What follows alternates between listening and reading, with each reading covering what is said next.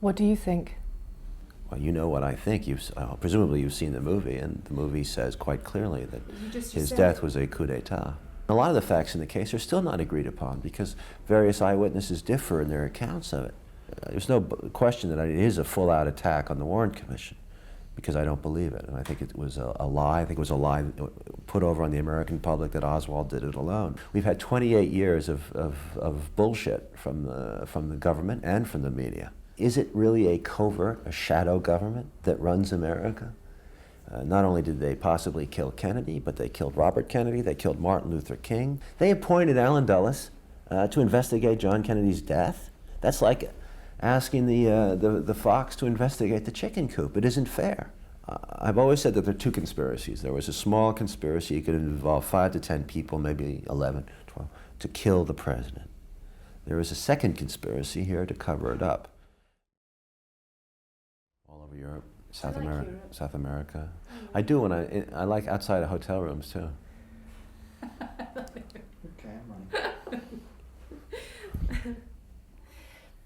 Oliver Stone, can I start by asking you why you wanted to make JFK?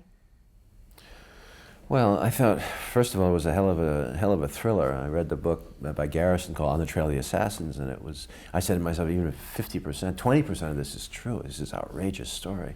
It had never been reviewed in America. You know, it was a totally ignored book. It was underground press. I read it. I met with Jim in New Orleans, and he struck me immediately as an articulate and dignified man who in his late 60s had returned and written a second book about this case that had haunted his life. Very few people do that when they're in their 60s unless they really firmly believe, have conviction. Secondly, the subject matter itself is probably the most important subject matter I've dealt with. It goes to the heart of the American dilemma. You know, it's a battle for the soul of America in a sense because, you know, was Kennedy what his critics say he was, an unimportant president, charismatic, but basically a bump on the log that was removed, and then Lyndon Johnson carried out his policies? Or, as Jim Garrison suggests in his book, was his death motivated by his winding down of the Cold War? Was he a threat to a significant threat to the American establishment? Was he changing things with Khrushchev, with Russia, with Cuba, with Vietnam, and was his death really a political murder? What do you think? Well, you know what I think. Presumably you've seen the movie, and the movie says quite clearly that his death was a coup d'etat. You said at the start of the answer that if 20% of the book was correct, which made me wonder whether you were doubting it yourself. Well, let me say this, that I ultimately don't know. I don't know, and I've never described the movie as the truth. The movie I've described as really as a hypothesis. It is based on some facts. I go as far as I can with the facts that we have. Beyond that, I'm into the area of speculation. I've described the movie in maybe hyperbolic terms as a counter-myth to the myth of the Warren Commission. Bear in mind that I consider the Warren Commission is also based on facts plus speculation.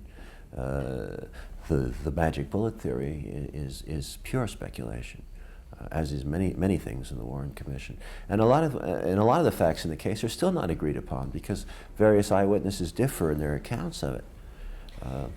What do you say to charges that you are having your cake and eating it too, in that the film is presented as a feature film, not a documentary, but at the same time you have said that you want it to change things, that the American public have been lied to, and you want the movie to be a step in the direction of correcting the lie. Where do you... I mean, people are then saying you're wanting to both make a feature film and a documentary. Yeah, but I never set out to make a documentary. I couldn't. If I had done a documentary, and there have been several that are done that are very good, I would have stopped with the facts, and I would have said I can't go beyond this point. And I would have had a fairly dry and cerebral attack on the Warren Commission based on fact per fact. I wanted to present a sort of an overarching paradigm, a counter myth. There's no question that it is a full-out attack on the Warren Commission because I don't believe it, and I think it was a lie. I think it was a lie put over on the American public that Oswald did it alone. The more I've read, the more I've researched, the more people I've talked to, the more I believe this. So you can question my tactics, but you know, when we've had 28 years of bullshit from the government and from the media, and when you're attacking the 28 years of bullshit, you better come at it with, you know, a pretty fierce attack of your own if you're going to get people's attention. If you're going to make them sit up and say, you can't come at this half-heartedly. You've really got to. Let me liken it to a bit like being a VC in enemy territory, Viet Cong. I mean, I'm fighting an enemy that has been entrenched and established and has heavy artillery on its side. So I have to use surprise. I have to use, in some cases, the tactics of a guerrilla to make an impression.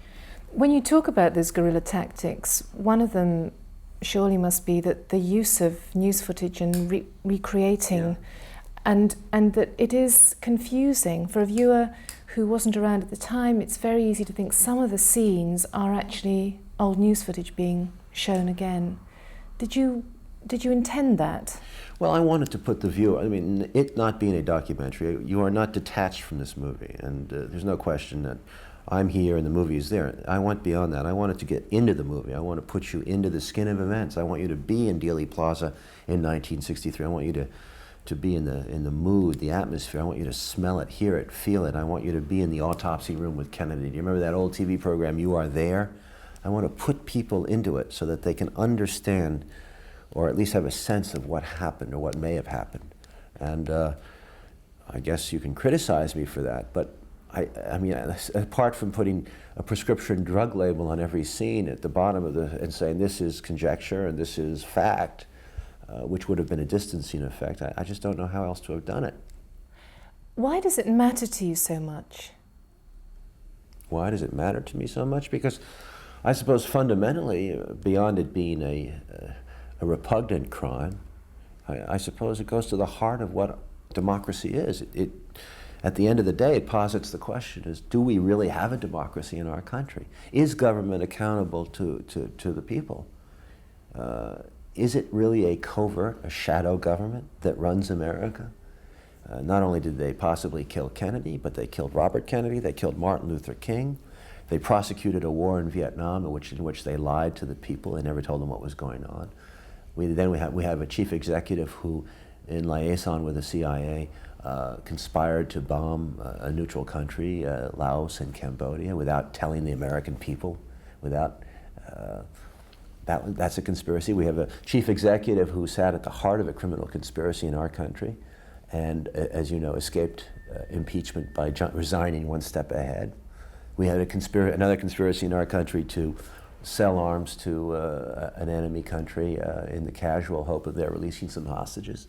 Another conspiracy to provide weapons and cash to Nicaraguan Contras against the laws of the United States. Another possible conspiracy to stall the release of hostages in Iran in order to get another president elected. We've had 5 or 6 conspiracies. These are all major allegations, major accusations on your part. Well, no, these are facts. On 5 of these 6 conspiracies are facts. Why make movies? Why not make documentaries? Because obviously you do care about the truth. Well, because we don't have the facts on the Kennedy killing. All the facts are not in. And part of the reason is because the damn government never gave the facts to the people. When the Warren Commission was formed, and I implied that it was a cover-up, the CIA and the FBI gave what they wanted to the Warren Commission, and they had a hell of a lot of more documentation. They had 300,000 pages on Oswald. They never gave anything to the Warren Commission of any significance. Allen Dulles, who Jack Kennedy had fired as the head of the CIA, and Jack Kennedy vowed, as you know, to splinter the CIA into 10,000 pieces. They appointed Allen Dulles to investigate John Kennedy's death. That's like asking the fox to investigate the chicken coop. It isn't fair. So you cannot talk to me about as if there is any set or agreed upon a body of facts in the Kennedy killing. It is a mess, this case. It is a mess. And it is the right, in fact, it may well be the obligation of any artist to go back into this thing and reinterpret it. Because I don't think the history was written correctly. You've been pretty forceful in your condemnation of the media at the time and since. Do you think that's why they have now turned around and attacked the film? No. No. My condemnation is a small part of it. The media basically blew the story in 1963. I'm talking about the American media. They accepted the cover story, which was put out on Friday afternoon, that Oswald did it alone. And I showed that in the movie with Donald Sutherland. They had the cover story right in place. It was the technique of black operations, the technique of covert operations. They had a studio biography of Oswald that was available on all the wires. You could have been in New Zealand, you could have been in Egypt, you could have been in England, South Africa. You got the same story on Friday afternoon. This was 4 or 5 hours before Oswald was charged with the killing of the president, but it was already starting to point to Oswald. And when Oswald was killed on Sunday by Jack Ruby, the New York Times headline said, "President's assassin is shot." It didn't say, "President's alleged assassin is shot," which is what it should have said. Oswald never had representation. And the facts about Oswald were buried from the American public. We now know that the CIA had a heavy, increasingly thick 201 file on Oswald from 1960 on. But when Richard Helms testified to the commission, he denied that the CIA had any interest at all in Lee Harvey Oswald. Why do you think the media have been so aggressive towards you and the film? Because, number one, it's their territory. They blew the story in 1963. They never asked, the American press never asked why. What is a possible motive for his death? They never. When Indira Gandhi gets blown up and killed in India, the press asks, what are the opposing political forces? The American press never asked that question. They went right away with the Oswald did it alone. Oswald as communist, although we know that Oswald liked Jack Kennedy, in fact, adored him. They accepted that Oswald was a communist. Jim Garrison brought out in New Orleans that Oswald, as a communist, was hanging out with anti-communists. The same thing in Dallas. Do you feel I suppose what I'm driving at is, do you feel that the media campaign against you has been orchestrated anyway? I mean, do you feel part of a conspiracy theory? It could be. I mean, you know, it's one. Look, they've called me everything from a paranoid to a lunatic and everything. So this is ridiculous. But I've always said that there are two conspiracies. There was a small conspiracy. It could involve 5 to 10 people, maybe 11, 12, to kill the president. There was a second conspiracy here to cover it up. Now, because I said that doesn't mean that the New York Times conspired to kill John Kennedy. But something happened. Something happened. There was an embarrassment, let's say. Maybe Lyndon Johnson said to Earl Warren when he forced him under the commission, he said, this is serious. Possibly Castro did it. There could be a war here involving the loss of 40 million lives. He used that word, 40 million lives, to persuade Earl Warren to take this job. There seemed to be this sort of strange and embarrassing desire to cover it up quickly, not to have a major international embarrassment, to pin the thing on Oswald and to move on with our lives. And of course, our moving on with our lives implied going to Vietnam. And what's been lost in all this is that Kennedy has been sort of summarily dismissed as a Cold War president whose policies in Vietnam were quickly carried out by Lyndon Johnson. This is not the case. Arthur Schlesinger Jr. has written about this, and there's a new book coming out, which is a fascinating, groundbreaking work by John Newman that goes in depth into documented details about John Kennedy's plans to withdraw from Vietnam in 1965. Isn't there a problem, though, in blaming Vietnam on the roots of it, on the assassination of Kennedy, that you let other people off the hook? No, of course. That is also, I've been misrepresented on it. I point to the motive as being the winding down of the Cold War on a much larger scale. I'm saying what the movie says is that Kennedy was reaching a sort of a form of early détente with Khrushchev, 25 years ahead of Gorbachev. There's plenty of evidence of this, not only the American University speech, but the deals that he made with Khrushchev in 1962 over the Cuban Missile Crisis, the signing of the Nuclear Peace Treaty, which was a groundbreaking thing at that time, the installation of the hotline, the backdoor negotiation with Castro, and a very strict, no combat troop policy by President Kennedy, not only in Vietnam, but in Cuba and in Laos, and several times in Vietnam in 1961, 62, and 63. Fiona, just to say, there's only 2.5 minutes left, so your key questions, the ones that we...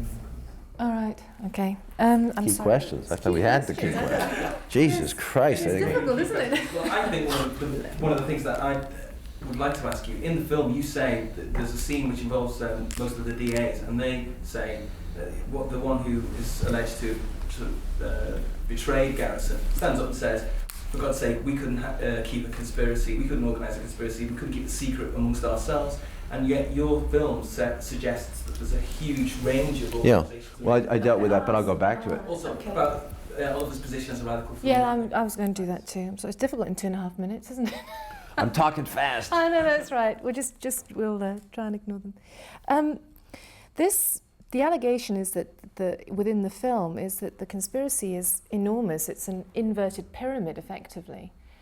Doesn't the fact that it is that make it less likely? I mean, it's so huge that people would have leaked. There again, the film has been misrepresented, because if you look at the film closely, when the Donald Sutherland character is talking to Costner, he says, it's in the air. There's no face on it. Nothing's on paper. Everyone has a plausible deniability. And then we cut to a shot of one man picking up a telephone, the implication being that one high-level official, be it an Alan Dulles, let's say, just for the sake of, makes one call to a middle-level official. The middle-level official is the guy who picks up the phone. He's told, we're going in the south, we're going in the fall. That person puts into play the mechanics, the hitmen, who do the job. It's a cellular organization. In other words, if I'm a shooter, I don't even know who hired me. I don't even know your name. I may not even know the name of the other shooter. It is done in sort of like a terrorist organization in Beirut or in Algiers, very cellular. Ultimately, in the conspiracy to kill the president, it could involve as little as 6 or 7 men, 8 men, 9 men, who don't even know their names, because nothing is on paper, nothing can be proved. The cover-up, however, is a whole other story, which involves, I think, a larger group of people, but that does not need to say that those people involved in the cover-up knew that Kennedy had been killed by a conspiracy. Maybe they sense it, but they don't really know the facts. There's therefore a sort of I call it a silent assent. For example, the FBI is mentioned in the film, but only in terms of the cover-up. But my critics have always used that and say, well, Stone throws in everything. The kitchen sink, too. The FBI is in on the killing. Lyndon Johnson is in on the killing. No, the film only said that Lyndon Johnson was in on a cover-up, that he knew something had happened and he was trying to cover it up. It's said of this film, Oliver Stone is an obsessional with the 60s particularly, but an obsessional filmmaker. Others say Oliver Stone is one of the great radical filmmakers, America's radical filmmakers. Now, where do you think you lie, or is it a bit of both?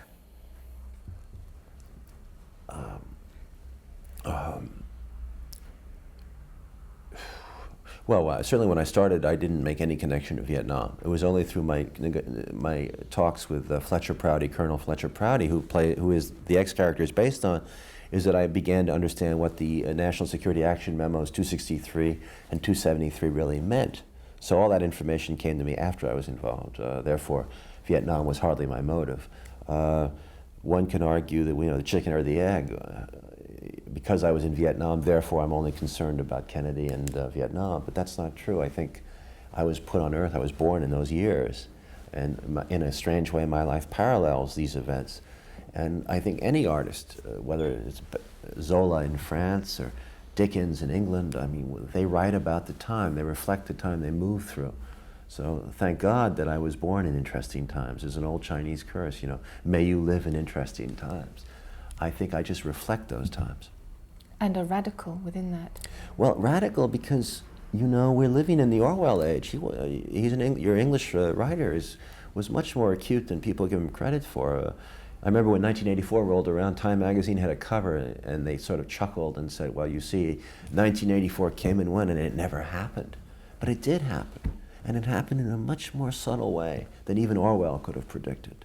It happened in a way where the media did take over, but they gave you so much trivialization and so much marginalization that they could depoliticize any issue by trivializing it. And it worked. And in fact, Kennedy has been trivialized by all this Kennedy bashing, the womanizing, this, that. It doesn't matter how many women he went with. What matters is what he was trying to do, and that's been forgotten. Thank you.